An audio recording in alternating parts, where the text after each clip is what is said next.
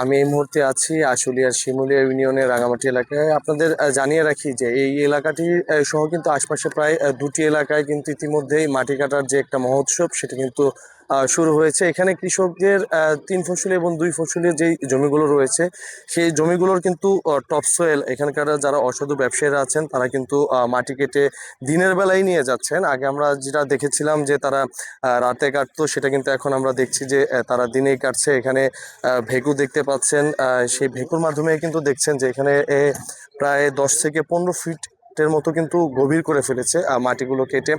আমরা কিন্তু এই বিষয়ে এখানকার স্থানীয় যারা কৃষক রয়েছেন, স্থানীয় বাসিন্দা রয়েছেন, তাদের সাথে কথা বলেছি। তারা যেমনটি বলছেন যে কিছু অসাধু চক্র এবং যারা ব্যবসায়ী রয়েছেন, ইটভাটার মালিকরা রয়েছেন, তারা জোরপূর্বকভাবে এক কথায় তারা কিন্তু এখানকার মাটি কেটে নিয়ে যাচ্ছেন। এখন যে স্থানটিতে আছি এখানকার কিন্তু একটি এই জমির মালিক রয়েছেন, তিনি কিন্তু কিছুক্ষণ আগে আমাদের কাছে অভিযোগ করেছেন যে তিনি কিছু বলে বা প্রশাসনের হস্তক্ষেপ করেও কিন্তু তারা কোনো প্রতিকার পাচ্ছেন না। এবং এখানে কিন্তু দেখছেন যে ইতিমধ্যে কিন্তু একটি ট্রাক এসেছে এবং যে ট্রাকটিতে করে কিন্তু তারা এই মাটিগুলো কেটে সেগুলো লোড করে কিন্তু ইটভাটায় চলে যাচ্ছে। আমরা কিছুক্ষণ আগে একটি ট্রাকের পিছু নিয়েছিলাম এবং সেটি কিন্তু আমরা দেখলাম যে শিমুলিয়া থেকে সেটি একদম আমতলী বাজার, এবং আমতলী বাজার থেকে কিন্তু সেটি ধামরাই উপজেলায় কিন্তু ঢুকে গিয়েছিল। এবং সেখানে একটি ইটভাটা, যে ইটভাটাতে কিন্তু দেখছেন যে সেখানে তারা হলো মাটিগুলো আনলোড করছেন।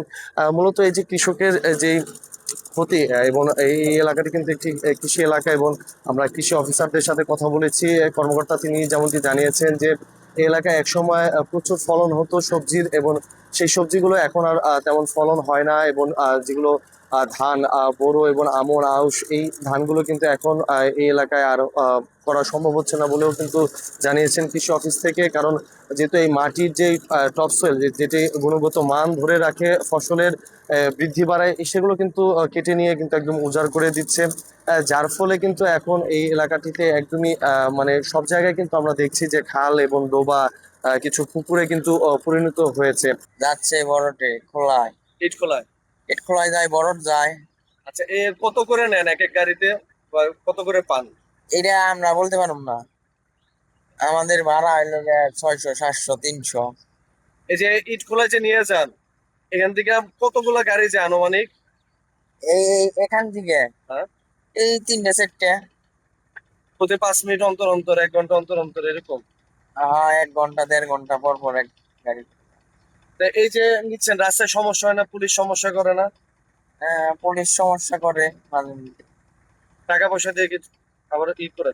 টাকা পয়সা ওইটা সঠিক করে পারলাম না। ওটা তারা তারা ভালো জানে, কন্ট্রাক্টর। কার আন্ডারে চলতেছে এটা? এটা চলতেছে আমল কাকা। আবুল কাকা।